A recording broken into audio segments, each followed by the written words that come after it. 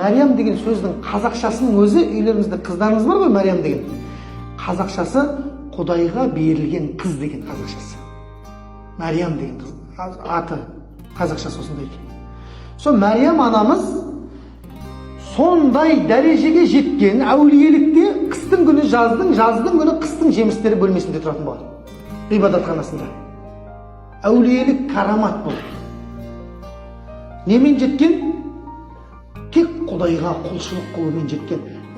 Мәриям анамыздың сенімі анау-мынау кісілердің сенімінің үстінде тұратын болған. Закария пайғамбар айтады ғой, Закария пайғамбардың өзі бөлмесіне кірген кезде таң қалады дейді ғой. Анна лаки хада я Мариям. Ей Мариям, мынаның бәрі қақтан келіп отыр саған деп айтады дейді. Жаздың күні келсем қыстың жемісі тұрады.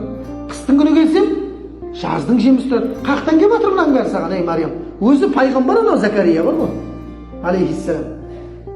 Мен инде Раббина дейді. Раббымның құзырынан келіп отыр дейді. Машалла. Сөйтеді Закария пайғамбар бірден дұға қылады. Раббым маған өзінің құзырынан бір перзент нәсіп етші. Қартайып қалған екен де сөйтсек Закария пайғамбар. Әйел де қартайып қалған екен. Алла Тағала оның дұғасын қабыл қылып, періштелер жіберіп сүйіншілетеді. Сенің әйелің жүкті болады, босанады, есімін кім деп қоясың дейді? Яхия деп қоясың дейді. Алланың өзі атаған есімі Яхия.